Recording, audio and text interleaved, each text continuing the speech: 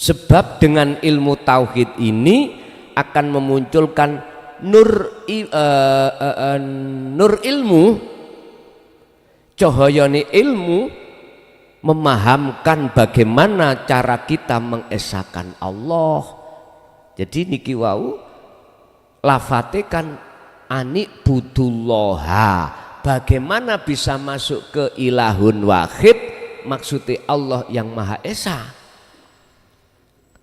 Sebab Allah sampun dawuh lewat kanjeng Nabi Muhammad, yang dimaksud Allah itu kul huwallahu ahad. Di sini mboten maksudnya tidak menyembah, memuja, memuji nama, enggak.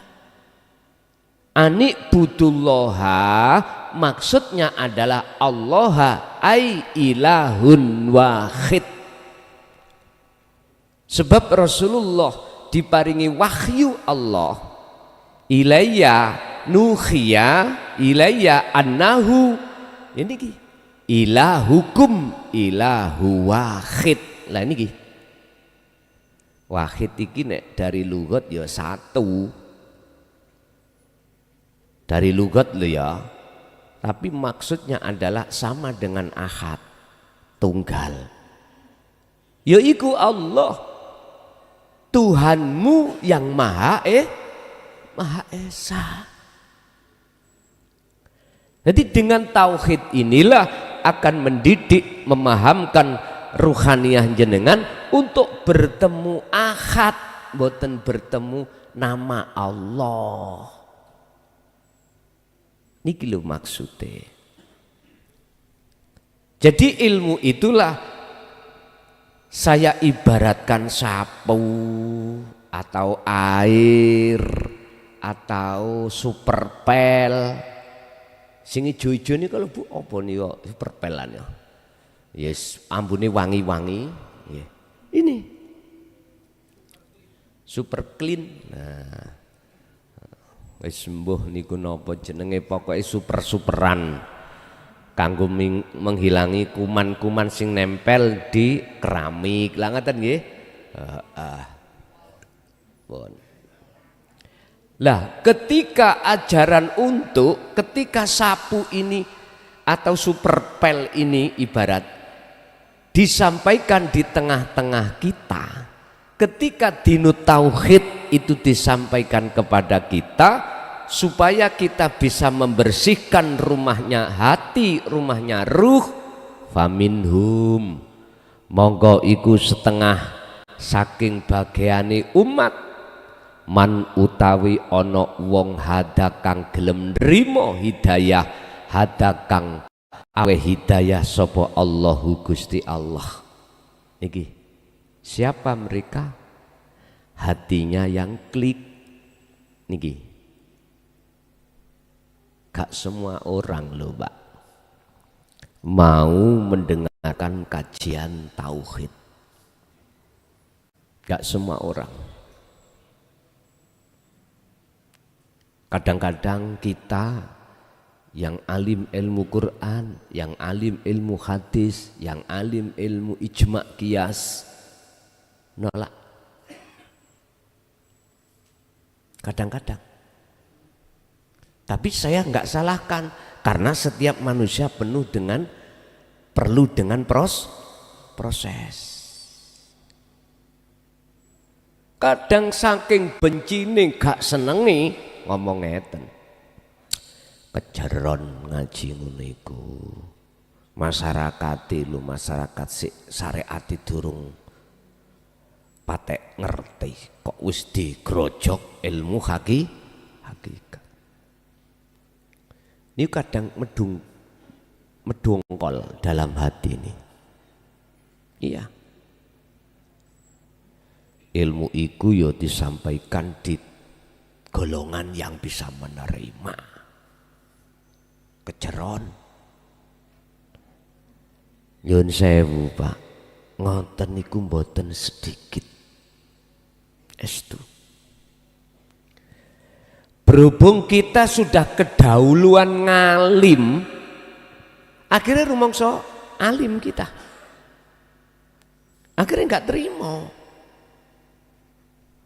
Wong klason iku Muhammad iku wong gak duwe, yatim piatu. Duwe apa sih Muhammad iku? Buktine uripe sawara, habis lahiran berapa bulan ditinggal sedo ibu Siti Aminah nyusune ngalih. Loh, wis jelas iki sara dunyane wis gak baik, tondo gak baik. Kok ngikuti Muhammad ya? Para abu-abu termasuk Abu Jahal, Abu Lahab niki ya, abu-abu ya. Loh, niku wong cerdas Pak, lho anggit sampeyan nang sugih. Bukan orang sembarangan. Al-Mala pertama kali yang menolak ya beliau-beliau itu, mereka-mereka itu. Wong arek dik wingi. Aku lho wis rambutku putih kabeh, tuwek aku. Mosok sik kate merguru arek sik percil.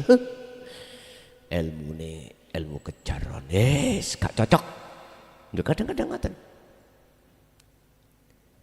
Siapapun kita kalau sudah kedahuluan ngalim, akhirnya rumangsa ngalim mboten saged. Yahjubuhum biulumihim. Allah akan justru menutupi dengan ilmu yang kita aku sehingga hati kita menolak. Mpun tersinggung lo ya. Sesuk lah jenengane ajenge mati detik-detik lah dibuka Gusti Allah kebenaran ini. Sesuk iku terakhir wis. Hatta idza ja'at humusa'atu bagdatan. Perkara sing ngagetno nek wis teko baru sadar.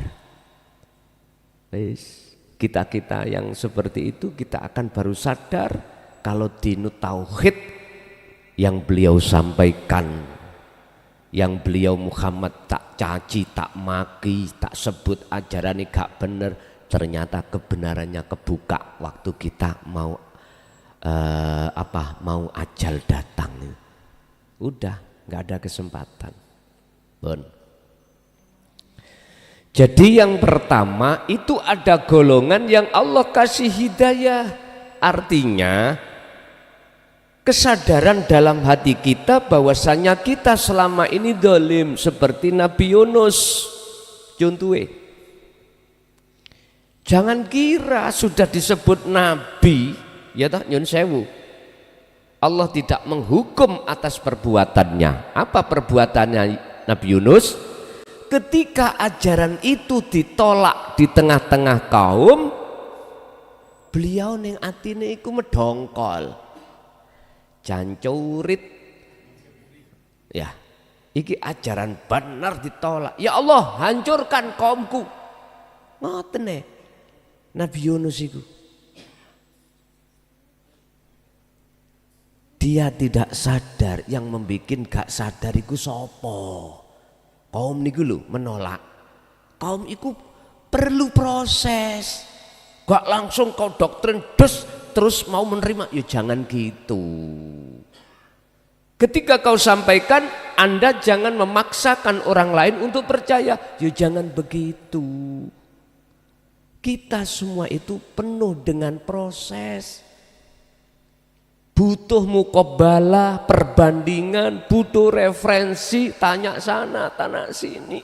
Bener yang disampaikan Muhammad itu perlu bertanya-tanya. Kaum Taif lah ngoten toh. Seperti itu. Kaum anak putune Bani Israel.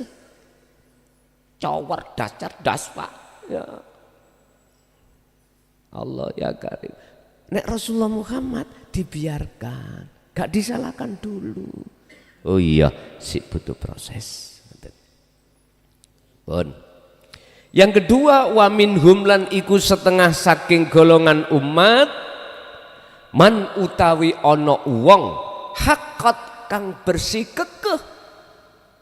kekeh alaihi ing atase man apa adzalalatu kesesati. Artinya apa? Ada orang golongan yang kedua menolak. Dengan hidayah petunjuk dari Allah lewat dinut tauhid itu dia tolak. Berarti mereka dikatakan haqqat alaihi dhalalah. Dia tersesat di dalam kehendak hawa nafsunya sendiri. Ngaku iki wis puluhan tahun ning pondok. Wis nyampe gak tau nak pondok.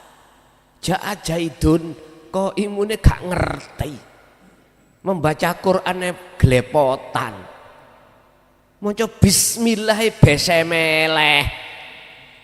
Apa ini wis gak cocok. Allah ya Karim.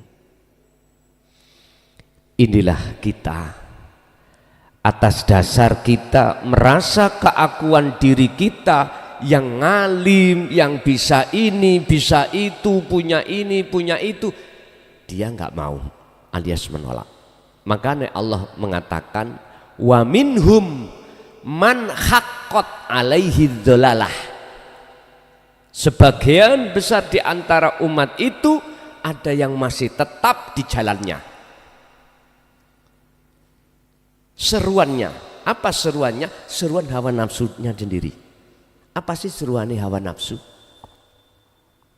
Namun hanya satu Pak, yastakhibunal hayatad dunya. Bagaimana supaya hati ruhaniyah kita itu condong pada selain Allah yang disebut hubus syahwah. Sebab kalau hati sudah condong tersebut terhadap hubus syahwah, maka alal akhirah kita akan melalaikan Allah, melalaikan ilahun wahid. Sebab kuat aku nih aku Pak. Wah aku sing ngaji iki, wah aku sing sholat iki, wah aku sing bisa ini bisa itu. Aku yang kaya, aku yang punya jabatan. Allah ya Karim.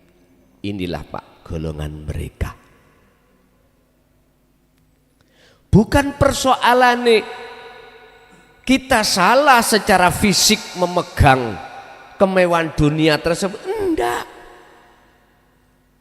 Iku Allah titipkan kepada kita. Masa sih barang yang dititipkan Allah pada kita lalu kita aku-aku?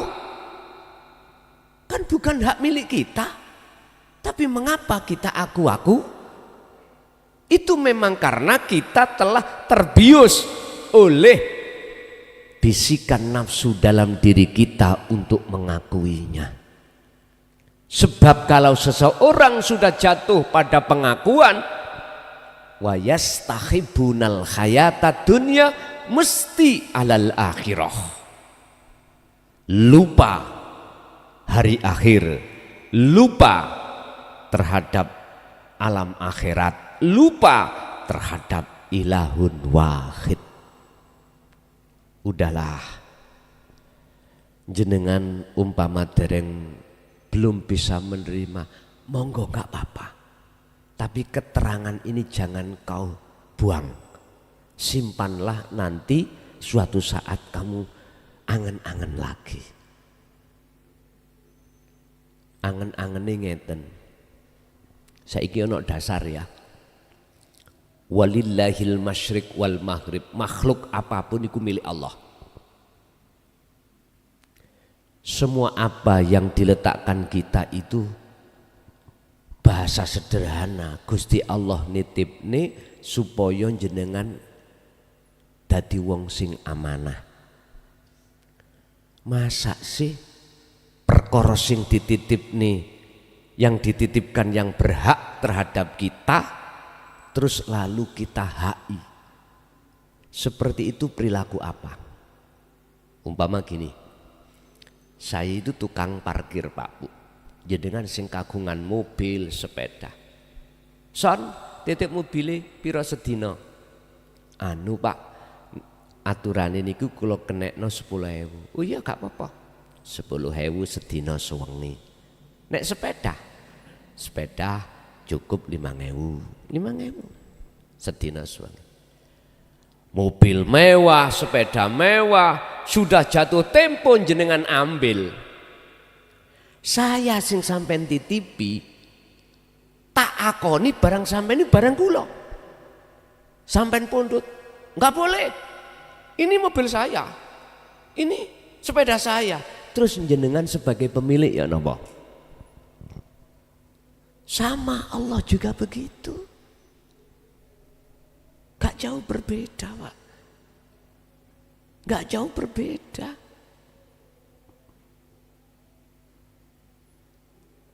Mengapa saya harus keluar muncul rasa keakuanku yang bisa ini, bisa itu, punya ini, punya itu? Satu jawabannya karena kita memperhatikan dan mengikuti seruan nafsu. Padahal Allah katakan wala tattabi'u, dan ojo podo manut sira kabeh khutuwati syaiton, ing tiupan, ing bisikan, ing ajak-ajake nafsu. Sebab innahu sak temene nafsu lakum kedue sira kabeh iku aduwun mungsuh mubinun kang pertelo. Al-Baqarah 208. Itu tadi. Berarti ketika saat kondisi kita menjadi budaknya nafsu, itulah asbabun nuzul ayat ini diturunkan supaya manusia itu tidak memperhatikan seruan nafsu di dalam diri kita, biar kita itu mendengarkan seruan Allah lewat Kanjeng Nabi, lewat Kanjeng Nabi yang ning Quran iki, anik butullaha waztanibut taghut. Wis. Bagaimana kondisi orang-orang yang kelompok kedua? Fasiru mongko mlaku sira kabeh. Tesesa sira kabeh, lihatlah. Padha mlaku sira kabeh fil ardi ing dalem bumi. Fanduru mongko do ningalono sira kabeh ing sejarah-sejarah umat sebelum umat Muhammad ini bagaimana, kaifa khaliq kaya apa iku kana ana sapa man ana iku akibatul mukadzibin, akibate yang mendustakan ajar ini. Bagaimana akibatnya? Nah, sampeyan delok sejarah sebelum Kanjeng Nabi Muhammad diutus ke dunia ini, Nabi Isa, Nabi ke atas sampai Nabi Adam, bagaimana bagi mereka yang mendustakan? Wa ahlaknahum, Allah hancurkan. Pertanyaannya, umat Muhammad apa seperti itu? Ya, pasti itu terjadi. Suka-suka Allah menghancurkan. Mungkin tahun 2005 bulan Desember, ya, tanggal 25 mungkin itu juga, ya. Apa yang terjadi di dalam wilayah Indonesia, sebagian wilayah Indonesia, tepatnya di Banda Aceh, terjadi tsunami. Loh, suka-suka Allah. Menghancurkan caranya bagaimana? Loh, itu pelajaran mahal sebetulnya bagi kita. Tapi juga ada yang diselamatkan Allah. Diselamatkan.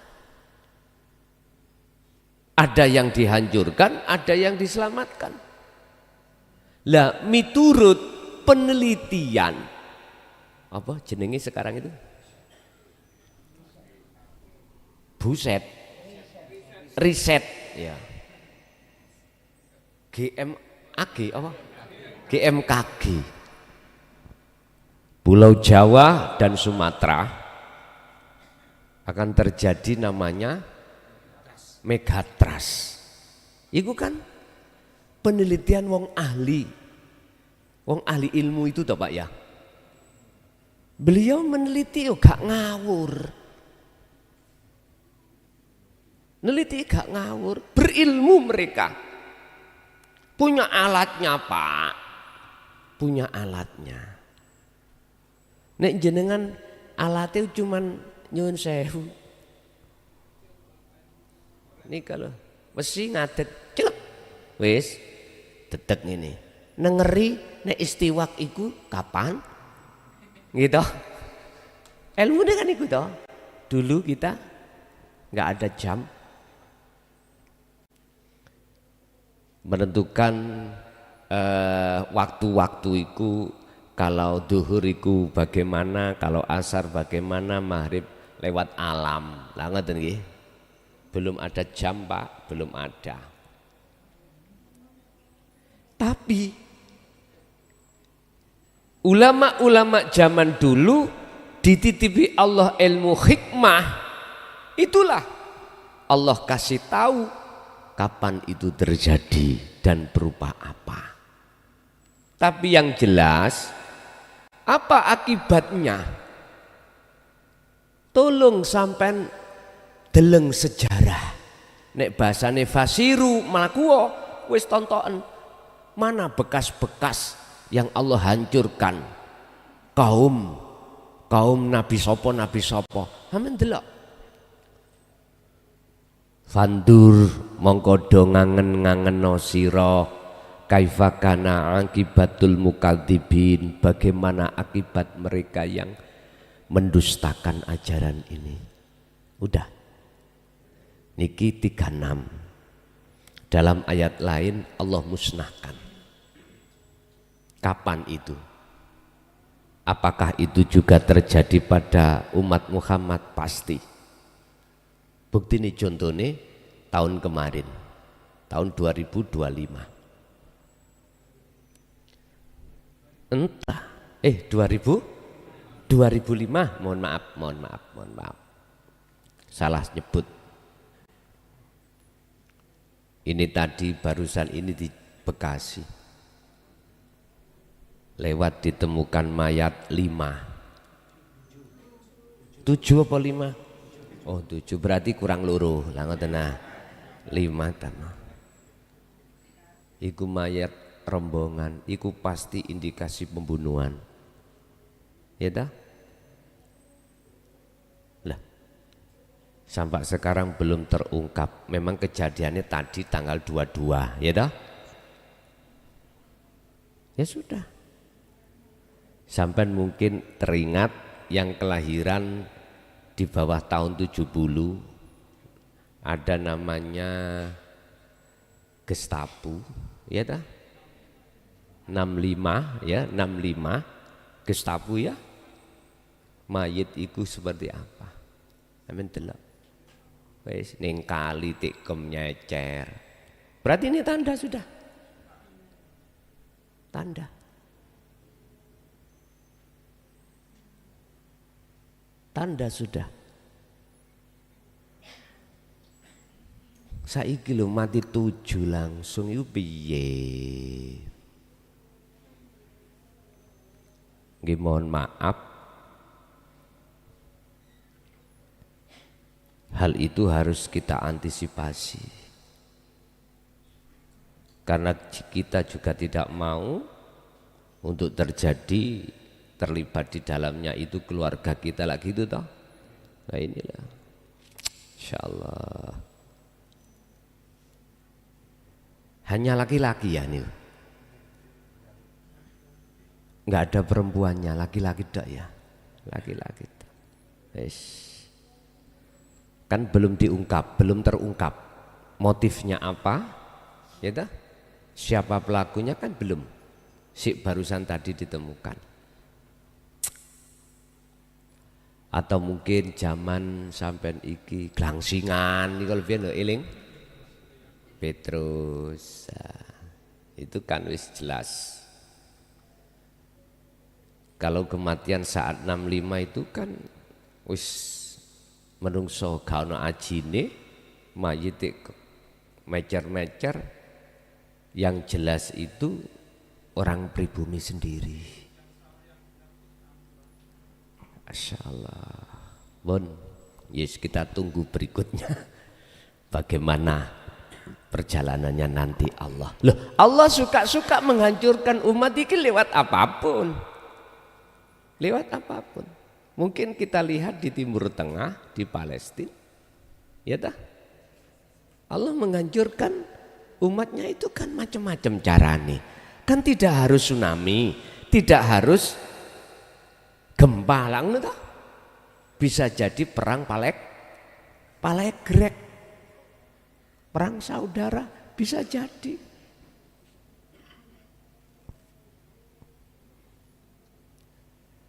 Mungkin jenengan pernah mendengar ceramah sing ngajak perang dikon ngungkal gamani lah tanda.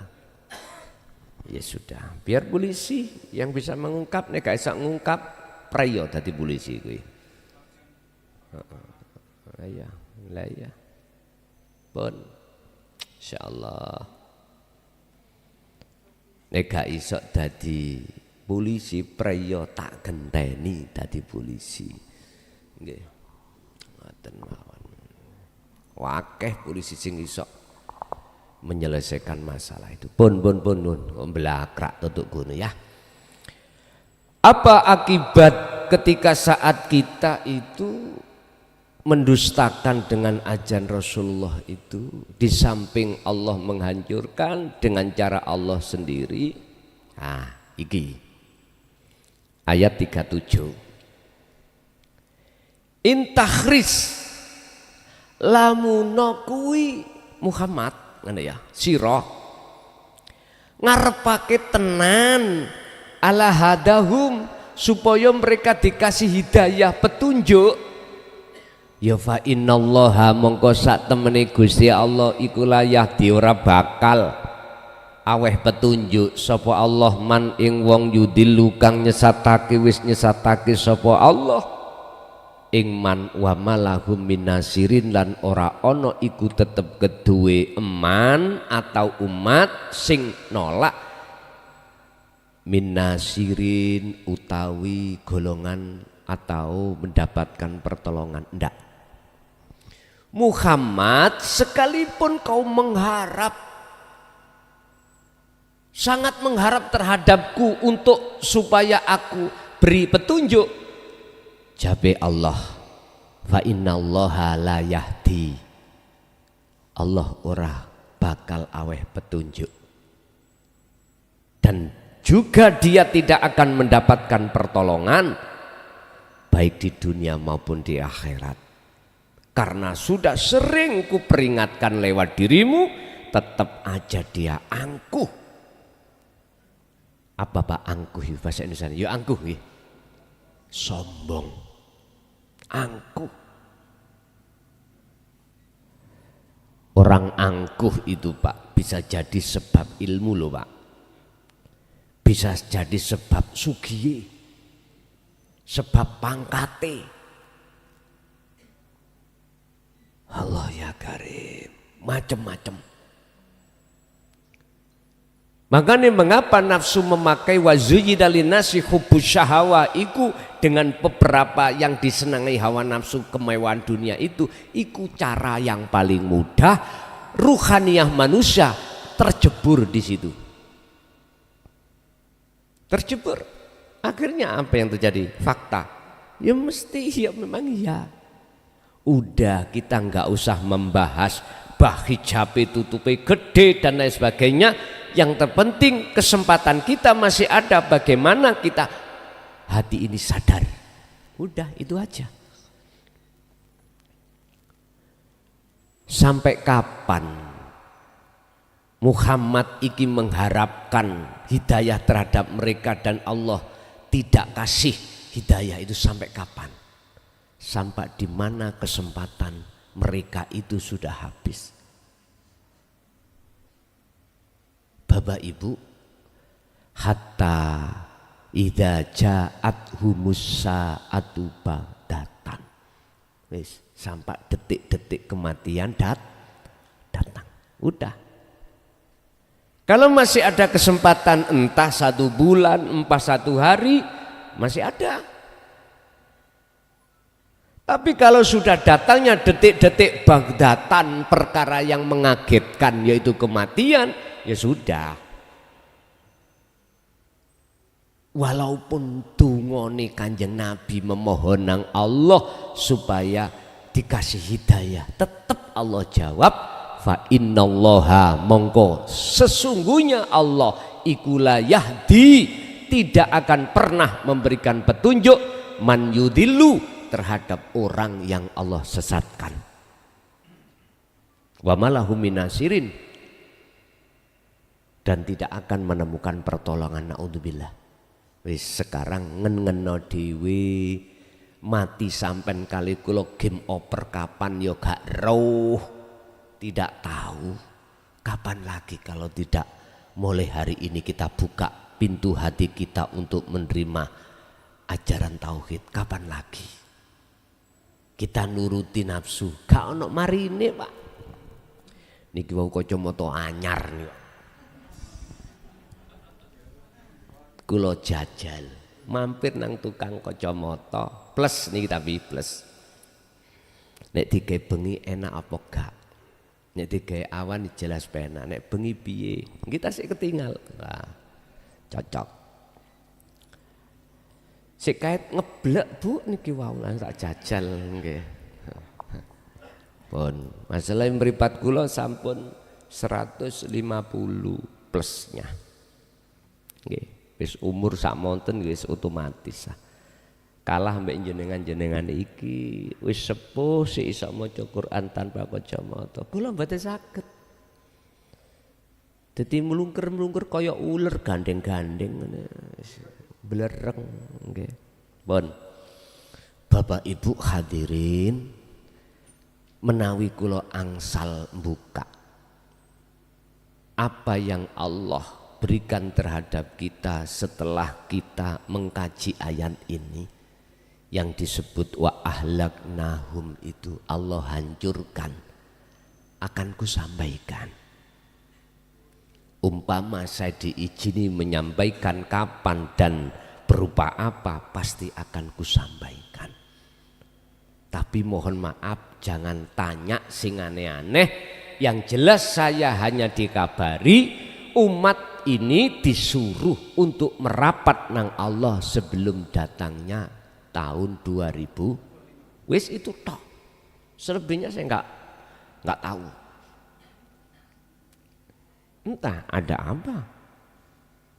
Sebab nyuwun sewu, resiko bagi kita ketika meninggal dengan jalan apapun, kok ruhaniyah kita masih buta pada ilahun wahid di dunia ini, mesti kita masuk dalam alam yang gelap gulita.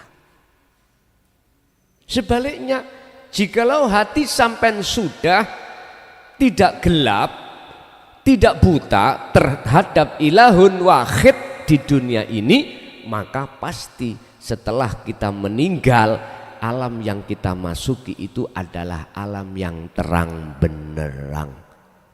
Dalile sampai buka Al-Baqarah 257. Dua orang yang alamnya gelap, alamnya terang dan alamnya gelap, sebab apa? Di situ dikatakan yang terang sebab Allahu waliyul ladina amanu yukhrijuhum minadh-dhulumati ilan nur. Sebab kita hati condong menjadikan Allah ilahun wahid sebagai tumpuan kita, sebagai penolong kita, iman kita. Tapi yang kedua, walladina kafaru auliya'uhumut taghut. Selain Allah itu yang kita jadikan tumpuan, yang kita jadikan sang penolong, yang kita imani, yang kita duk-dukno, ya dah. Nyun sewu, apa akibatnya? Yukhrijunahum minan nuri ilad zulumat. Endingnya kita dalam Sebagai kesimpulan, percaya gak percaya terserah. Saya enggak maksa. Saya enggak maksa terhadap umat. Tapi aku yakin, saya percaya bagi mereka yang beriman pasti dia akan istilahnya itu packing, apa ya packing ya, siap-siap menghadapi hal itu. Walaupun gak ditungakni ke husnul khotimah, nek jenengan iki wis tidak ada kegelapan terhadap ilahun wahid, wis mesti, sebab hukum kepastian itu akan Anda dapatkan dikala saat ruhaniyah jenengan sudah jatuh di dalam akhlak ilahiyah, di dalam hakikat makrifat. Hukum kepastian itu Anda dapatkan. Tapi jikalau jenengan belum masuk di dalam akhlak ilahiyah alias masih di akhlak istimaiyah, mohon maaf, kita masih memakai hukum insya Allah. Disinilah kepastian hukum dalam hati kita ini belum kuat. Pun ngoten mawon, kita masuk pada sesi tanya jawab. Barangkali ada yang perlu ditanyakan, monggo kami persilakan.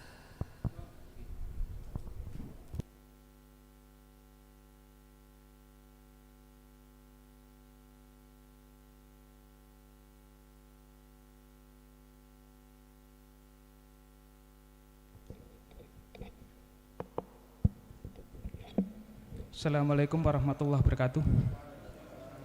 Ini menyangkut semuanya, termasuk keutuhan negara ini. Karena mulai tahun 87, kula sampun dipun dawuhi Pak Harto nggih, nderek ngabdi wonten negari.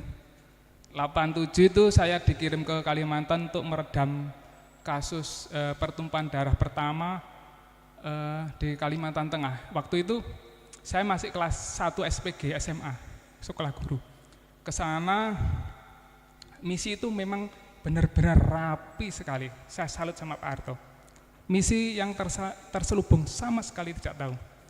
Ke situ itu meredam kasus pertikaian antara orang Dayak sama orang Madura yang pertama kali sebelum Sampit. Habis itu seharusnya waktu itu dari Palangkaraya itu, dari Kasongan itu rencana itu ke Sampit, tapi berhubung waktu itu banjir besar, jalan itu terputus, akhirnya tidak sempat ke Sampit. Akhirnya apa yang terjadi? Misi dari Pak Harto itu gagal, terjadilah pembunuhan yang beribu-ribu korban itu.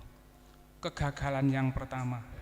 Habis itu yang kedua, saya tahun 93 direkrut Bapak Jenderal Sugiman Giri Atmojo dari BAKIN, Badan Administrasi Intelijen Negara, sama pengawal Presiden Soeharto Ring 1. Saya waktu itu direkrut karena mau membakar pabriknya orang Singapura di Tangerang. Waktu itu permasalahannya itu sepele.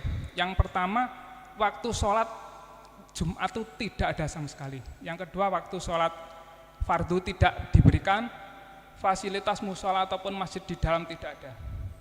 Akhirnya rame-rame saya pulang, habis itu direkrut itu masuk intelijen sandi negara sama Bapak Jenderal Sugiman Giri Atmojo. Tugas pertama itu saya dikasih apa itu kan ada waktu itu 93 ada Kesro ya, umat Islam di Flores itu di istilahnya dianiaya lah sama orang non muslim sana. Sama Pak Sugiman itu cuma dikasih saran gini, ya, ada ilmunya gitu, ilmu dari Pak Karno itu untuk mengguncangkan benua. Saya coba praktek, ternyata pakai peta itu ya, wilayah sana itu Bismillah, ya Allah hancurkan, gempa langsung ribuan yang mati satu kali. Cuman saya nggak percaya, mosok sih. Soalnya waktu itu Pak Giman itu cerita itu pernah menghancurkan wilayah Cina karena masalah masalah umat. Terus saya coba waktu itu saya dikasih rekrutan pertama, saya kan junior ya. Junior kok bener ya, berarti ternyata benar. Habis itu yang kedua itu misi kedua 98 waktu ninja marak itu ya. Saya dipanggil Pak Giman itu ke Ngawi, saya menghadap, sandinya apa Mas? Sandi dari istana itu, dari Pak Harto itu sandinya itu wayang janur. Saya maunya tadinya kan gak tahu ya. Sandinya apa Mas? Janur, wayang janur, godong awar-awar, bendera merah putih kecil, terus kupat lanang yang dikasih isi itu beras kuning, kacang hijau sama uyah. Saya lihat, saya terjemahkan di situ. Oh berarti ini dari Pak Harto ya? Iya Mas Ali iya. Oh sandinya janur kuning kan seperti serangan umum 11 Maret. Terus merah putih itu berarti kita itu termasuk yang blok merah putih, yang hitungannya yang masih ke negara. Kan waktu itu terpecah antara yang pasukan merah sama pasukan merah putih ada. Oh itu rahasia negara. Habis itu kupat lanang itu isinya beras kuning itu dari turunan ningrat, juga dari angkatan udara. Habis itu yang hijau itu angkatan darat, terus yang uyah itu sebenarnya simbol dari angkatan laut. Ketiga angkatan itu bersatu. Wilayah yang sempat saya kasih itu Pacitan 1, Ngawi, Sidoarjo sini sama Pasuruan. Saya cuman bilang, Mas aku cuman sanggup mengamankan wilayah Gelang-Gelang. Surabaya, Sidoarjo, Mojokerto, habis itu Jombang, Kediri, Tulungagung, Trenggalek, Pacitan, Ponorogo, Ngawi, Magetan, Madiun, Caruban, Kertosono, kembali ke Jombang lagi. Lainnya saya tidak bertanggung jawab. Akhirnya Jawa Timur yang saya lewati lolos, alhamdulillah. Untuk wilayah Pasuruan ke sana saya nggak sanggup. Korban banyak sekali, ada yang dipotong ini, lehernya dipotong, disunduk pakai Malang itu ada yang dipotong, disunduk itu pakai pring, dikeliling, dia karak keliling pakai sepeda motor. Yang Banyuwangi itu ada yang ditebas itu, bencel-bencel, luar biasa. Terus habis gitu yang barusan ini, 98, seluruh kerajaan Nusantara itu utusan itu datang ke rumah Pak Sugiman. Saya itu kebagian ngeluarin sodakoh untuk umatnya Kanjeng Nabi Muhammad, keluarganya, juga untuk Nusantara. Cuma waktu itu gagal, misi itu tidak terbaca karena uangnya 900, saya kasih 900, ternyata saya elong 100. 900 itu sebenarnya simbol itu. Wali 9, gawe nutupi babahan hawa songo. Akhirnya gagal sampai sekarang. Lah terus habis itu 2019 itu mengangkat COVID, itu dari Kopassus ada. Intel Kopassus namanya Brigjen Danu. Langsung mawon Pak, mangke terlalu iya. Okay. Nah ini gini, ini Gus ya. Ini kan berdasarkan sejarah. Berdasarkan yang analisa intelijen. Satu-satunya, ingat pesan Rasulullah dulu, perang yang paling besar itu perang melawan hawa nafsu. Dan satu-satunya senjata yang dipakai itu Sirul Asror. Sedunia hanya ada satu di JB Jaya Baru. Saya sudah keliling. Lah ini kalau bisa nanti bagaimana Sirul Asror dari JB itu dibumingkan di Indonesia ataupun kalau bisa itu ke luar negeri. Saya masih punya link ke pemerintahan, belum tahu nanti bagaimana responnya. Itu yang pertama. Yang kedua itu saya itu bermimpi Gus. 3 kali itu bermimpi mendapatkan wahyu Ratu Adil atau yang namanya itu Imam Mahdi Al-Mahdi. Yang pertama itu tahun 2004-2005. Yang kedua itu tahun 2019 sampai 2022. Yang ketiga waktu 2024, waktu saya barusan baiat Sirul Asror, kemudian Sirul Asror sudah masuk, waktu itu sudah pada makom musyahadah sampai sekarang, musyahadatul baqo. Mau turun itu tidak boleh, mau turun kok orang biasa tidak bisa sampai sekarang. Terus itu saya sudah pernah nanya sama Gus Nur Rohman itu konsultan istana dari zaman Pak Harto sampai sekarang. Yang kedua itu saya nanya sama Gus Mukhlason. Terus yang ketiga itu saya nanya sama Gus Afandi Bacem. Terus Abah Samsul Bahri Gondang itu Gardu Mojopahit. Juga nanya sama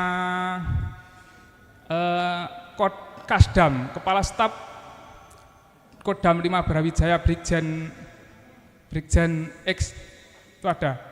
Terus sama Habib Jamal saya juga pernah cerita, Habib Jamal Bakil, sama Habib Syekh bin Abdul Qadir Asgaf juga. Gak usah diceritakan terlalu melebar Pak ya. Terus melebar. Itu maksudnya apa Gus ya? Wahyu, menerima wahyu Ratu Adi itu apa maksudnya, itu maknanya itu apa sebenarnya? Wis cukup ngono tok ya. Iya. Iki gak melalar untuk ngalor itu. Sampun. Nggih. Nggih, pun ngeten mawon. Itu persoalan-persoalan yang terjadi di dalam alam kasaf dan alam muhadoroh ya. Oke. Kalau jenengan iki bertanya tentang maksud daripada Ratu Adil iku bagaimana? Ratu niku lak raja to, Pak. Sang penguasa to namanya ratu, gandengane raja. Nek ratu iku wedok, nek raja lanang. Tapi intinya adalah penguasa. Siapa penguasa ruhaniah Anda? Allah. Ya tak? Penguasa di dalam alam muhadoroh kasunyatan Allah. Penguasa di dalam alam mukasyafah juga Allah. Artinya selain Allah itu enggak ada yang bisa ngadil. Sebab ngadil iku Pak, mohon maaf, apapun yang diberikan Allah terhadap kita, enak gak enak, itulah farqa bainahuma, gak ada bedanya. Lawang kita enggak nek enak, nek kalau enak seneng, kalau enggak enak susah. Sekarang tinggal pertanyaannya, bagaimana ketika saat kita masih disebut ruh makhluk ini lebur, akhirnya disebut ilahun wahid. Barulah kalau sudah sampai ke ahad munculnya Ratu Ngadil. Berarti siapa Ratu Adil itu? Allah.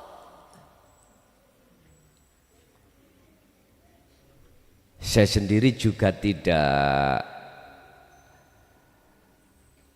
mau disebut bahwasanya Sirul Asr itu sak dunia ada di JB, enggak.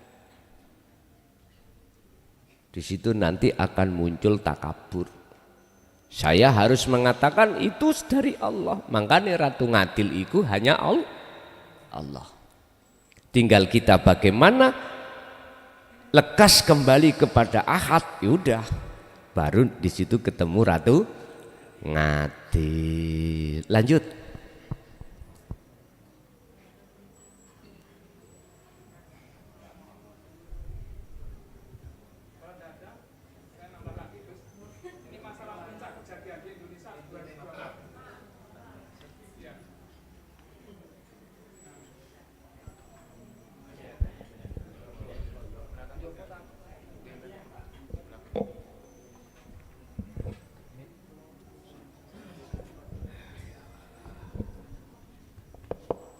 Assalamualaikum warahmatullahi wabarakatuh. Badhe nderek pirsa, bagaimana cara agar bisa mencapai tingkat kesabaran? Nomor 2, kesadaran. Nomor 3, sebenarnya benar. Pun ngoten mawon. Assalamualaikum warahmatullahi wabarakatuh. Bagaimana kita bisa mencapai kesabaran, kesadaran, terus yang ketiga tadi apa? Kebenaran yang benar. Ngoten. Ja'al haqqu wa zahaqal batil innal batila kana zahuqa. Ketika kebenaran yang sebenar-benarnya itu datang, maka hancurlah kebatilan. Nek wis sabune teko, pembersih-pembersih wangi teko, terus dilaksanakan, maka kenajisan, kerusuhan itu akan kekotoran akan hilang. Bagaimana kita mencapai kesabaran dan kesadaran? Sebab innallaha ma'as-sabirin. Ya kita terlebih dahulu harus kembali kepada Allah. Wa anibu ila rabbikum. Kita sudah terlalu lama Pak tinggalkan Allah, terlalu lama. Bahkan kita dalam sholat aja tinggalkan Allah. Apalagi di luar sholat. Di luar sholat. Sama Allah mengatakan dalam surat apa saya lupa. Sholat kita seperti bersiul-siul. Guyon. Nah, untuk bisa kembali kepada Allah ono prosesnya. Ada prosesnya. Pertama fattabi'uni, ikuto aku kata Rasul, iku ajaran trimonen. Terus lakonono. Baru kau akan bisa untuk masuk di dalam yakfur bit-taghut wa yu'min billah. Bisa kau akan meninggalkan selain Allah yang menjadikan kau ini meninggalkan Allah. Lalu wa yu'min billah, baru bisa bertemu Allah. Baru disitulah sabar itu akan terbangun dengan sendirinya. Seiring berjalannya Anda berzikir sirul asrar. Lah kalau kesadaran, ya tetap kembalinya sama. Terima dulu ajaran ini dan resapi lakonono, dawamkan terus dzikron katsiron tersebut, baru muncul kesadaran kalau kita itu selama ini zalim pada Allah. Buktinya kita selalu melalaikan Allah atau meninggalkan Allah. Wong kita makan aja, contoh kecil, kita makan aja lupa kalau yang membuat lembute makanan itu dikunyah karena Allah. Terus kita telan, itu aja kita lupa kalau yang menelankan itu Allah. Apalagi kalau sudah ada di perut, tambah lagi kita lupa kalau itu yang memproses menjadi vitamin, menjadi kotoran lah gitu toh, menjadi zat asupan, itu Allah, kita lupa. Bahkan ketika itu aja kita lupa kalau sing ngetokno iku Gusti Allah. Berarti kita terlalu dolim pada Allah sebetulnya. Cuman kita tidak selama ini tidak merasa dolim. Pun kesadaran itu akan muncul dengan sendirinya seiring berjalannya waktu Anda menerima, mengamalkan ajaran dinu tauhid dengan zikir terus menerus. Yang ketiga, apa tadi? Kebenaran yang sebenar-benarnya. Kalau jenengan ingin tahu kebenaran yang sebenar-benarnya, maka ketika jenengan terus kholwat berzikir, itulah baru akan tahu, oh sing bener iki mung Gusti Allah. Pun lanjut.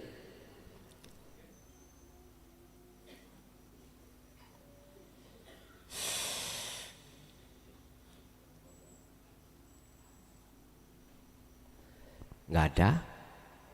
Kalau nggak ada, masuk di dalam ada, di luar masih ada. Ada, monggo.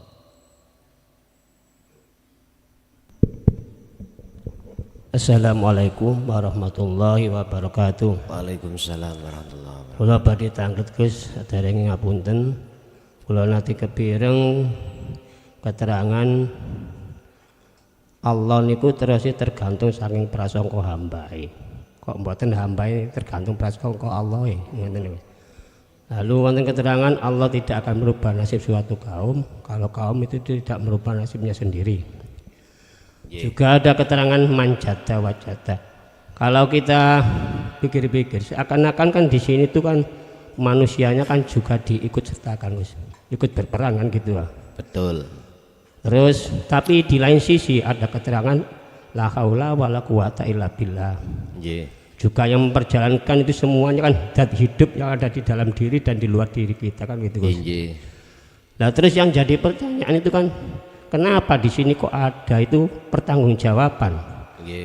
Padahal semua itu yang berperan kan Allah gitu guys. Bagaikan wayang gitu kan tergantung dalangnya. Kalau dibikin dalangnya itu ditarungkan, dibentur-benturkan terus rusak, masa dalangnya itu nyalakan wayangnya kan gitu guys. Terus itu kan kebingungannya kan di situ saya guys.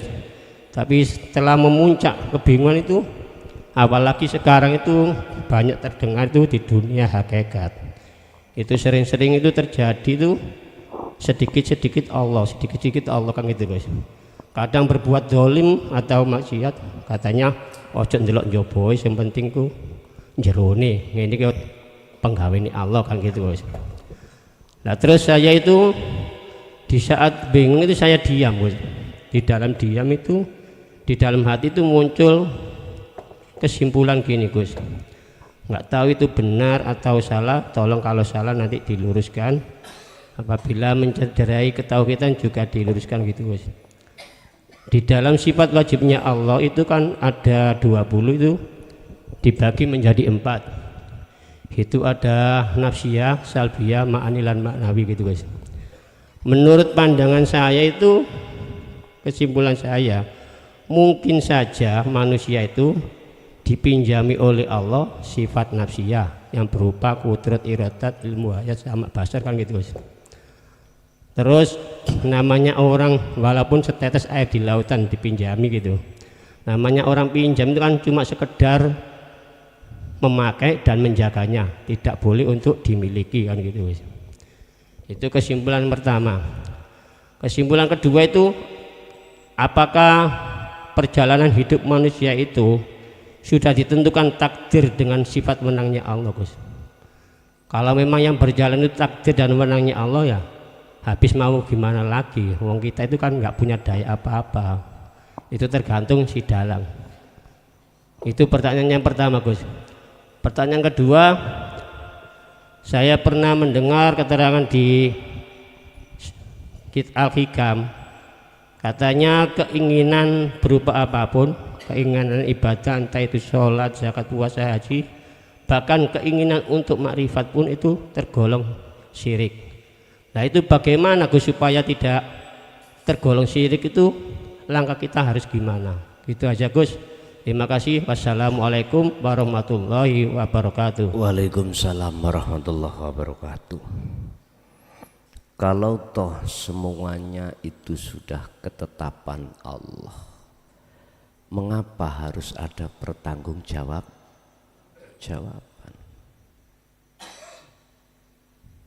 Bapak Ibu, inilah yang dimaksud berlakunya hukum syariah dan hakikat. Bagaimana kita memposisikan diri di antara dua hal yang saling bertentangan itu seirama. Laksana kita berjalan pakai kaki kiri dan kaki kanan. Walaupun beda min dan plus, bagaimana ini akan seirama dan menghasilkan cahaya, menghasilkan hidup.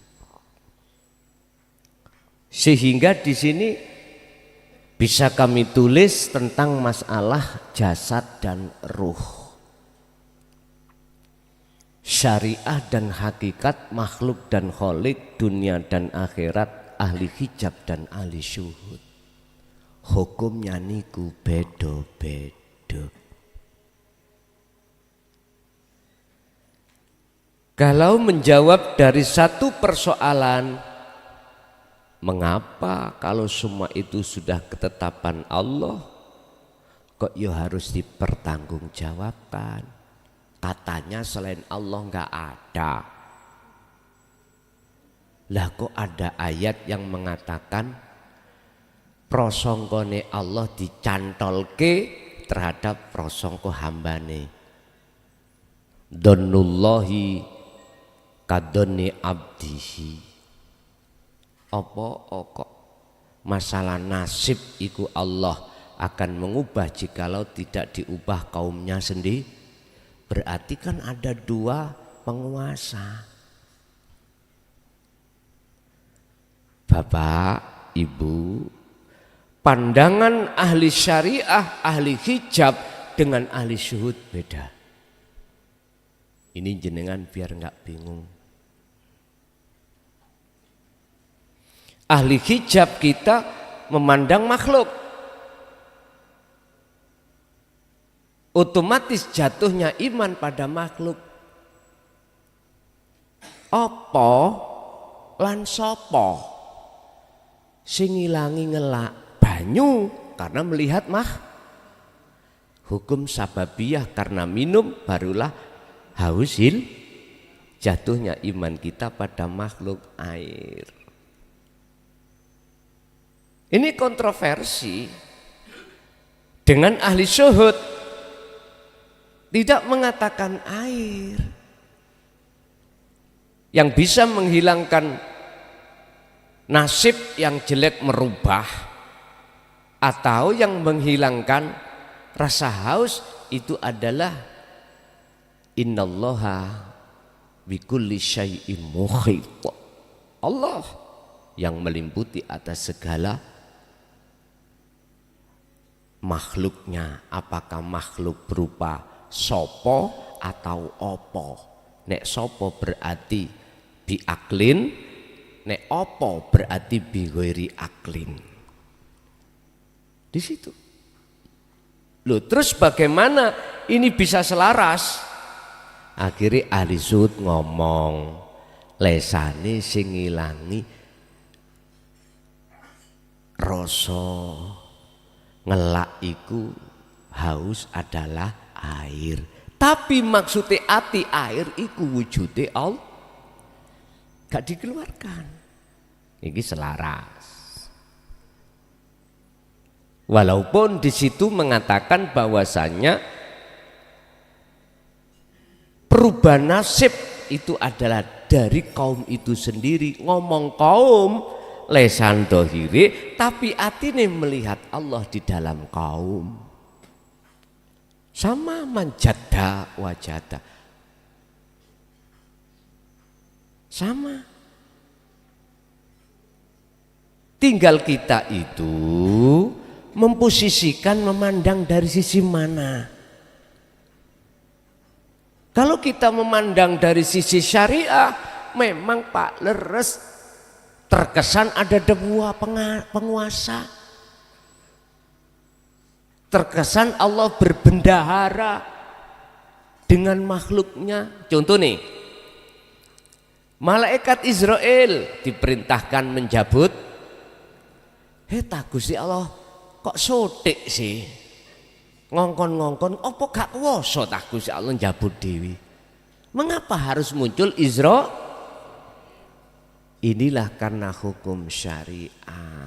Ahli hijab iku melihatnya makhluk.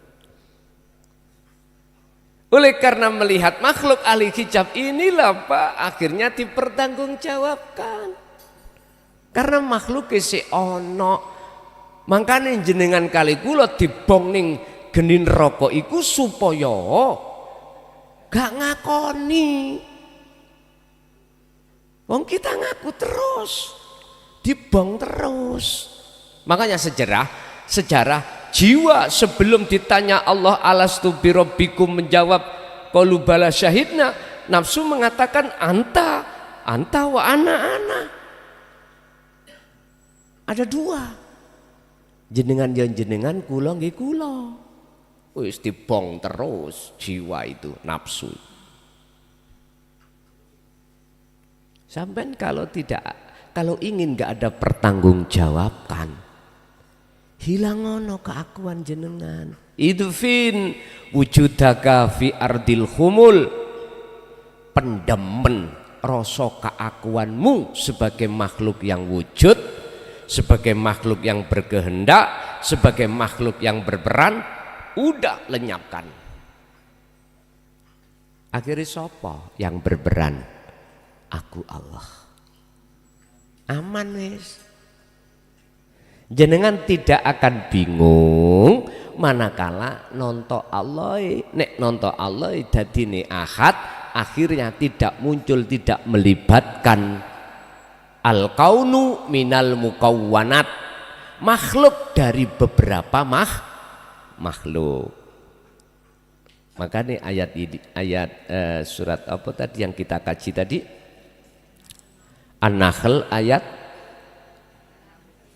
36 37, ani butullaha waztanibut tauhid. Gini ki arahnya ke situ. Anda akan bisa mengahadkan Allah jikalau Anda tinggalkan selain Allah dalam dirimu. Baru bisa. Caranya khalwat terus dengan dzikir sirul asal, baru Pak buka. Jadi cek mboten salah faham terkait siapa yang mempertanggungjawabkan ketika saat kita masih berlaku aguni makhluk. Siapa yang tidak mempertanggungjawabkan dan free bighairi hisab, merekalah golongan yang sudah fana, hancur selain Allahnya. Resiko yang pertama. Untuk yang kedua tadi apa? Lupa aku. Keinginan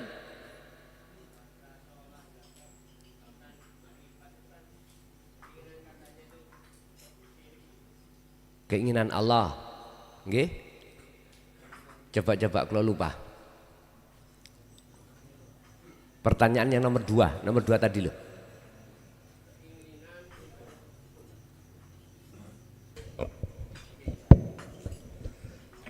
Keinginan untuk segala apapun, bentuk berupa ibadah, sholat, zakat, puasa, haji, bahkan keinginan untuk marifat, itu katanya ke buku syirik gitu loh Gus. Oh ngaten. Ya.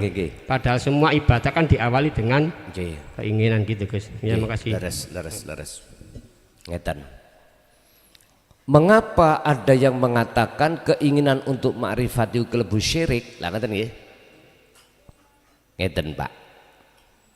Sifat irodah yang masuk di dalam golongan sifat ma'ani 7 itu, kudrat, irodah, ilmu, hayat, sama, basor, kalam,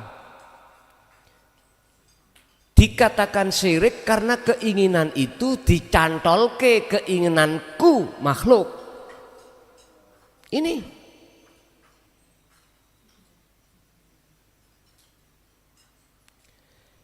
Yun sewu, jikalau keinginanku makhluk iki sudah sampai lepas, ganti keinginan iku dicantol kining tajalli, mohon maaf, ini bagi orang yang ahli syuhud justru itulah yang disebut imanul haq atau ihsan. Tapi bagi mereka yang ahli hijab mengatakan itu syirik. Mengapa demikian? Mereka fahamnya itu nuduh kita ngaku-ngaku jadi lah niku. Akhirnya membuka sejarah lama, Siti Jenar, gitu ya. Itu semuanya dikarenakan ketidakfahaman perbedaan antara tarkib takholli dengan tajalli. Hanya ini.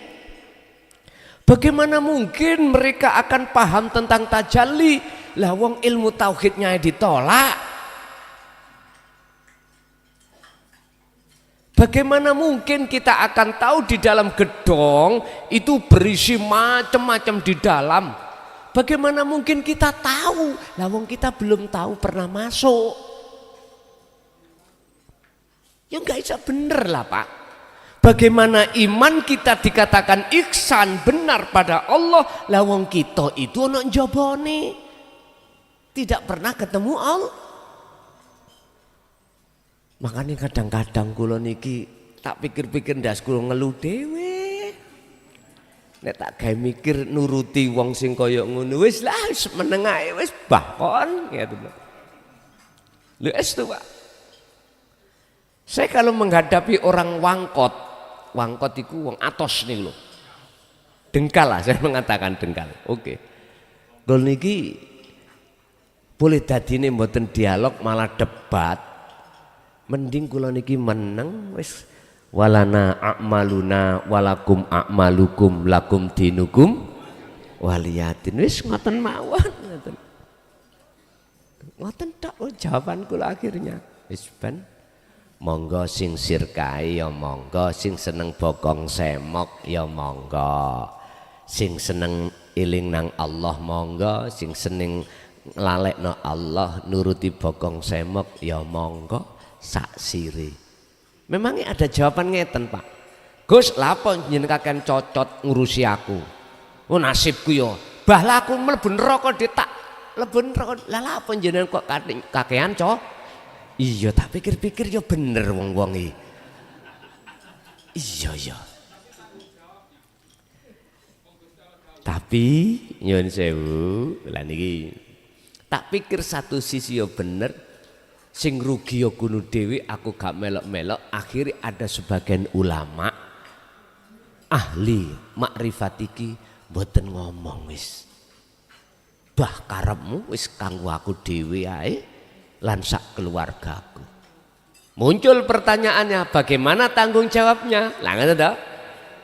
Akhirnya muncul yang Allah katakan huwallazi arsala rasulahu bil huda wa dinil haq liyudhirahu ala dini kulli walau karihal musyrikun. Walaupun dicaci dimaki tetep Allah ngutus utusane untuk nyampeake niki. Bon. Kula mek ngeten tok. Nek wis deplok iku deplok kan yo. Gak ono jalan keluar niku lho apa? Mentok ya wis monggo silakan imanmu ya imanmu imanku ya imanku pun ngoten tok terakhir pun. Jadi Pak niku bisane mboten musyrik keinginan itu sampai cantol noning tajalli menetapkan keinginan ini keinginane gesang uripku Allah di dalam diri panjenengan masing-masing. Lanjut, masih ada? Ada, monggo. Nggih, teng wingking. Si Pak kantosan nggih.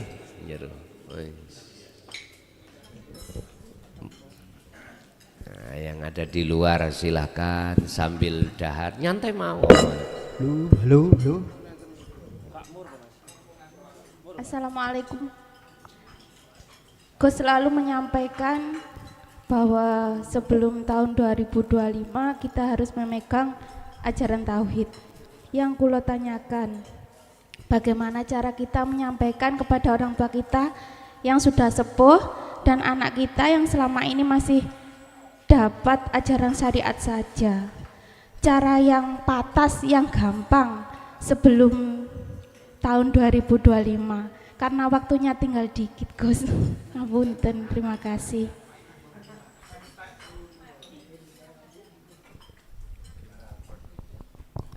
Ngeten Bu, kita menyampaikan tentang ilahun wahid, Tuhan itu pertama dari sisi nama. Ini prosesnya. La ilaha illallah Muhammadur Rasulullah. Nama dulu, yang ini sudah sering dibahas di dalam syariah. Lalu kita naikkan terhadap sifatnya. La ilaha illahuwa pun sampai no. Ini cara mudah. Sifate Gusti Allah ngene lho le bla bla bla bla bla bla. Anak sudah bisa menerima, oke. Kita langkah berikutnya, sampaikanlah Tuhan itu dari sisi datnya. Datnya berarti apa isi daripada datnya? Kita ngomong tentang masalah hidup dalam dirinya. Itu kalau bisa sudah nerima, akhirnya nanti dengan sendirinya sampai pada la ilaha illa ana. Jadi yang laisa kami sayun itu, ini caranya bertahap, Bu. Bagi mereka anak-anak kita yang masih di jenjang pelajaran tauhid la ilaha illallah huwa anta ana di situ. Terus bagaimana kita cara untuk menyampaikan pada orang tua kita yang orang tua kita sudah sepuh, kadang-kadang pendengarannya sudah tidak lengkap, ngomong kalau tidak bledek ngono nggak bengok itu nggak dengar. Bagaimana ini solusinya? Sampai dengan bahasa isaroh. Nulis, wong nulis mboten semrat maca. Wah repot iki rek. Bil lisan tidak bisa, bil af'al dengan tulisan ya tidak bisa. Pun terakhir bidunga. Suwun kinang Gusti Allah, ya Allah, sampai dadekno wong tuaku iki saderenge mati sampun jenengan ajari piyambak langsung. Pun ngoten mawon. Enteng pun. Sebab nyuwun sewu, Gusti Allah didik terhadap hambanya ruh. Itu bisa langsung Allah sendiri lewat waridnya atau lewat manusia. Allah dulu dengan sekarang sama. Itu tergantung Allah, suka-suka Allah. Mangkane Pak, kula niki cek gak kakean nalar-nalar. Kula nek ditakoni WA Gus, nyun sewu sanad sampean guru-guru sampean terkait dino tauhid itu sapa? Langsung tak jawab Gusti Allah. Wis. Pun cek mboten menggambarkan terhadap makhluk. Nek tak usrut-usrut, tak urus-urus, wis gak mari-mari. Makanya jenenge Robito ojo nang kuwi, langsung enak Gusti Allah. Wajihia langsung. Lah kuncinya ada Sirul Asrar, baru langsung ngoten niki. Jenengan tak jan numpak pesawat ora gelem ya numpak sepeda motor. Akhirnya Mojokerto Semarang berapa jam Pak? Oh, 12 jam. Meh 12 jam. Nggih, kemarin saya hari apa itu? Jumat. Kalau niku pingin sepedaan nang Semarang. Sepedaan Pak. Urusan tengah dalan bongko ya dikubur ngoten tok wis kula pikiran. Lah bendina lewat tol Mblenger. Wis jajal rek sepedaan coba. Lu saweneng Pak lewat gunung-gunung ngoten. Lewat Ngawi prasaku metune. Mbus dalane lali kula pokoke. Pokoke nyawon nang sewaktu-waktu leren nang warung lho keturutan. Nggih. Nang warung ngopi ngoten. Tapi nggih mulai jam 8 pagi kula pamitan nang ngene staf mboten kerja. Wis aku tak walking nah. Wis ngasih ndugi mriko nggon jam mantun isak niku. Mungkin jam 7:30 ndugi mriko. Waduh. Tapi nggih lerene suwe Pak. Leren adus, leren wis tah. Banyak kenalan kula akhir di masjid itu banyak kenalan, di warung banyak kenalan. Termasuk kenalan sing rokin dukur dengkul ya. Lu aku sik enom kok lah. Normal gitu ya. Tenang mawon. Sing penting kita tidak kena situ, bagaimana situ kena kita. Itu aja prinsip kita. Bagaimana kita tidak dikendalikan dunia, justru dunia yang jenengan kendalikan. Akhirnya dilungkas ajenge ana sing sowan sing ndukure dengkul mau. Lho nggih dilungkas. Sing paling heran wonten daerah Madiun niku. Ajenge tenggene ajeng Magetan apa piye? Kon niku mbuh pokoke ana warung, kula niku didelok ambek sing tukang warung. Mboten ngoten. Niki lho, kula niki nggih napa jenenge? Sik curiga-curiga kula ngene, jangan-jangan wong iki ro ning YouTube e. Ndelala Pak, kula niki mantun diwehi kopi. Anu Pak, kula nderek tangklet. Kali betul HP. Niki resah sampean. Kula gak iso jawab. Jawab kula mengeten. Insyaallah nggih menawi. Kula terus dirangkul. Dirangkul diambungi ya. Kula mek ngeten rezeki. Ngoten niku ambek nangis, Pak. Ambek nangis. Sampeyan ajenge teng pundi? Kok sepedaan motor dugi mriki? Kula ajenge teng Semarang. Kula ajenge ditumpakno bis. Dikira kula mboten duwe duwe. Mboten Bu, kula niki pengin sepedaan, pengin temen sepedaan lho. Wis ngoten niku dibontoti kula. Dibontoti nggih matur suwun Bu, kula mboten mangan sekul. Bosman sekol, ngombe kopi-kopi pahit, ya toh, ana buah ya buah dan lain sebagainya. Ngoten. Kok ndelalak ditemokno, kula niku jane pengen ning Mojokerto tapi mboten saged karena waktu dodolan ngeten iki. Lah wis ta Gusti Allah sudah nemokke, lho ngoten. Ngoten ya Allah. Pun dadi teng mriku cara piyambake dawuh ngoten, sugihku iku sik luwih bahagia pas ketemu jenengan ngeten iki. Waduh ini aku. Inilah Pak, mohon maaf kadang-kadang kita itu tidak sadar ketika ditemukan terhadap ajaran Rasulullah di jalur tauhid ini yang tidak bisa membandingi dengan nilai tentang masalah dunia berapapun. Kadang-kadang kita itu kalau sudah sadar baru iya. Ngoten. Masya Allah. Wis niku mboten kula critakno bojoku, mboten ngene tak diceritakno.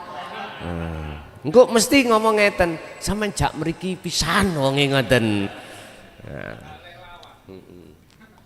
Wis jadi kalau wau Bu adi bidoa wis sampean dongake mawon nek pancen melalui ucapan enggak bisa, tulisan enggak bisa, ya napa malih pun didongake mawon donga sing ati sampean duduk ditajalli.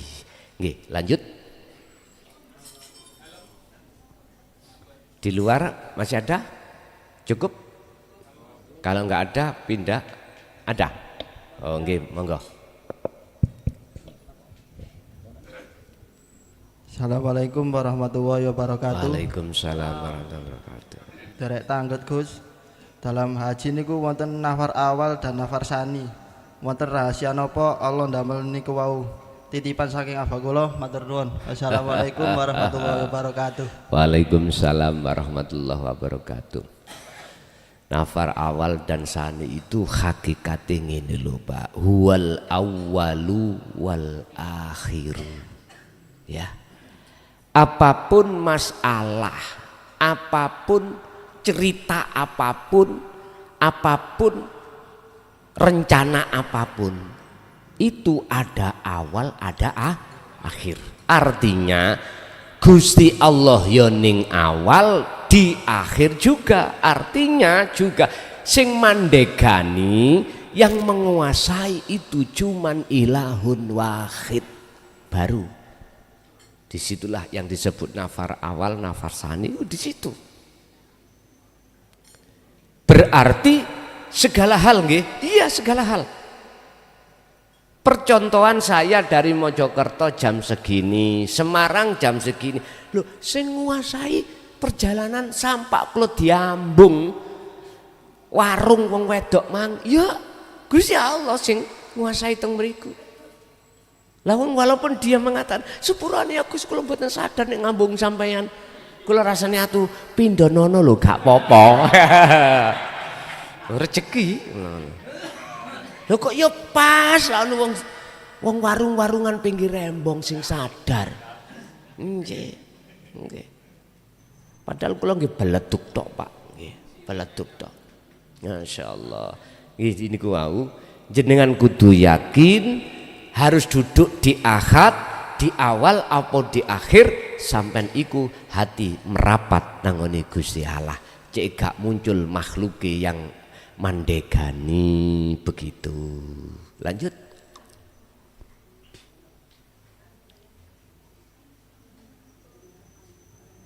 Sampun di luar cukup, masuk di dalam.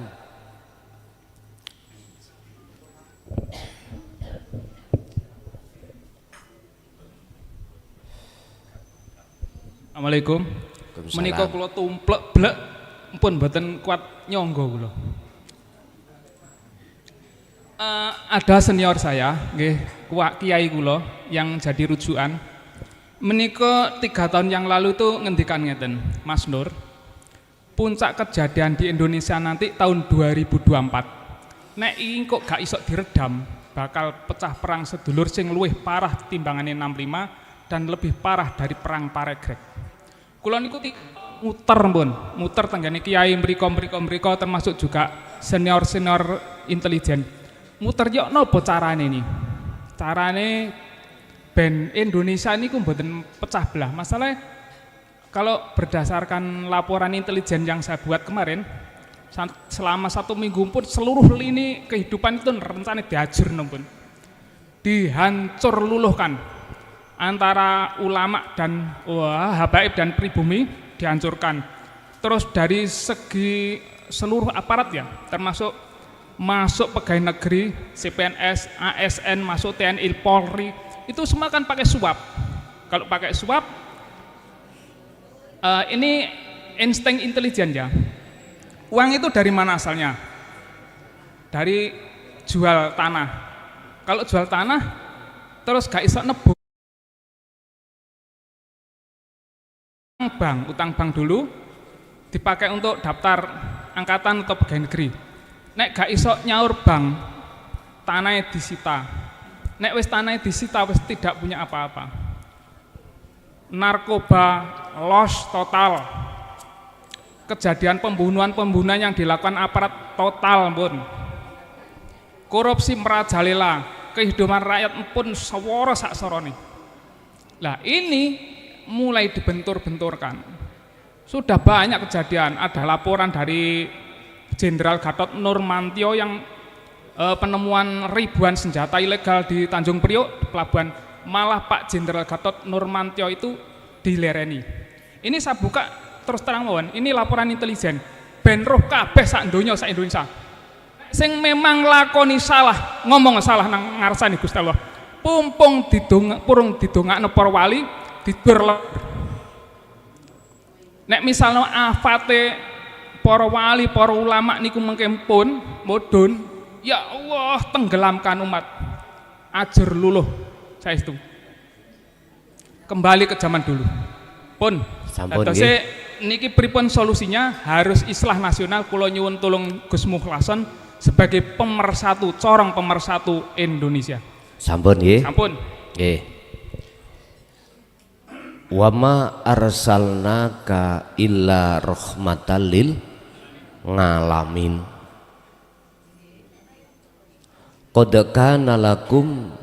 Laqad kana lakum fi rasulillahi uswatun hasanah. Apa yang Rasulullah contohkan terhadap umat supaya umat itu mencapai satu kedamaian. Pun catat surat Al-Ahzab ayat 21. Pertama, liman kana yarjullah, liman kana yarjullaha, itu pertama. Umat ini harus sadar, hatinya harus ada keinginan untuk bertemu Allah.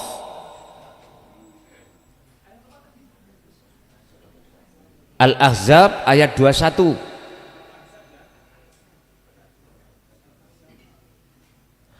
Apa percontohan yang beliau sampaikan oleh Rasulullah demi umat ini, umat manusia itu damai? Pertama, liman kana yarjullaha, umat manusia itu harus ada keinginan berjumpa pada Allah.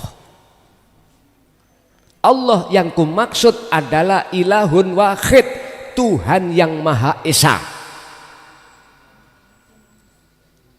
Syarat untuk bisa ke situ harus tanggalkan egoisme, fanatikme dalam beragama, fanatikme dalam beribadah, fanatikme dalam hal segi apapun.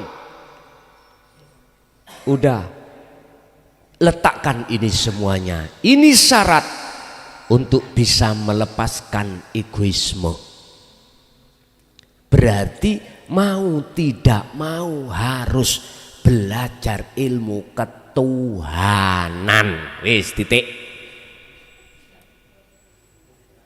Nanti dibimbing Allah sendiri untuk bisa bertemu Allah. Yang kedua, wal akhirah wal yaumal akhirah wal yaumal akhirata, jenengan harus bisa melebu alam akhirat di alam dunia ini. Waduh, ya apa melebu nih? Iku laksana kebo mlebu bolongane semut teh. Nisbate kados ngeten, Pak. Allah iku memang betul di makom musyahadah alam akhirat. Lah alam akhirat iku ya ana alam muhadharah, ana alam mukasyafah. Gini, Anda akan ruhaniyah bisa masuk ke alam akhirat di dunia ini untuk bertemu Allah manakala faktulu anfusakum, leburno wujud makhluk di dalam hatimu. Idfin wujudaka fi ardil humul, Syekh Ibnu Athaillah dawuh, pendemen kewujudamu he makhluk di dalam bumi kesepian. Ya kholwat, harus dengan kholwat. Apa sih kholwat itu? Tinggalkan pergaulan-pergaulan terhadap makhluk. Mlebu ning kamar, wis ojo gembul menungso. Berkholwato. Di dalam kholwat itu harus Anda itu memegang sirul asal di kiri. Jawabannya ada di surat Al-Ahzab lagi ayat 41 dan 42. Dzikron kathiron. Di situ ada kalimat dzikron kathiron. Dzikron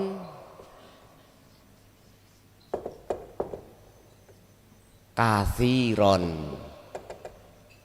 Sejatine dzikir iku adalah sirul asrar wa huwa adzikru bisiril asrar.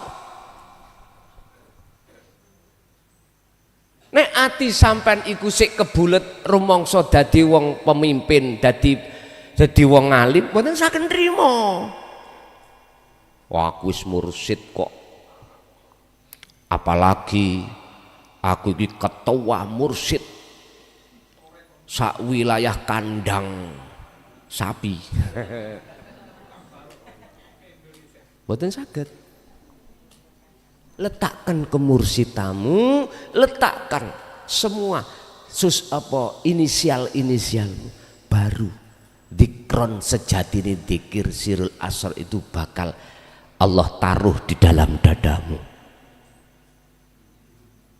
Yang terakhir sebagai penguat, wa dzakarallaha katsiron, dan ingatlah terus kau pada Allah dengan ingat yang sebanyak-banyaknya. Ono banyak siji tetap disebut banyak, sak kandang ya banyak. Syuhudul wahda fil kasroh, walaupun akeh wujude menungso tetap Allah esa. Bapak Ibu, ini cara untuk meredam kemurkaan Allah. Ini pertanyaannya, mau ndak sampai hari ini Allah sampaikan surat Al-Ahzab ayat 36-37. Terserah, urusan itu bagaimana kita mensikapi, terserah, monggo kerso. Solusi sudah Allah berikan. Jikalau hatimu biar tidak ruwet, lepaso hatimu songko belengguni hawa nafsu. Carane ya iku mau biar damai terus hatimu. Ngoten loh, maksudnya ada di situ. Secara umum sedunia, yaitu tadi umat Islam, Nasrani, Hindu, Buddha, apapun, bertuhanlah kau, belajarlah ilmu ketuhanan untuk mengesahkan Tuhanmu.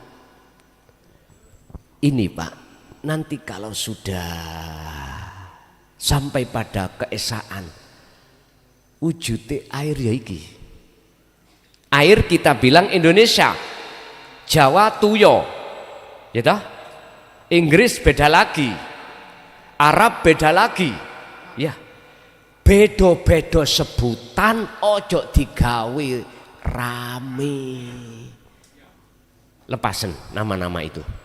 Artinya masuklah kau ke ahad, baru kui bakal menjadi ummatan wahidah, umat yang tunggal. Allah gampang saja menjadikan umat itu menjadi umat yang esa, yang tunggal. Tapi apa kok yono kejadian-kejadian ini hanya satu, liyabluwakum ayyukum ahsanu amala, untuk menguji kita, tetapkah hati itu hanya muja-muji nyembah pada ahad sang yang esa, ataukah kepada selainnya? Oke, Ibu ada? Cukup? Pun Bapak Ibu hadirin, itulah segala apa yang Allah berikan pada kesempatan malam hari ini, senantiasa menjadi ilmu yang manfaat, barokah fid-dini wad dunya wal akhirah, dan bisa mempersatukan umat seluruh dunia. Al-Fatihah.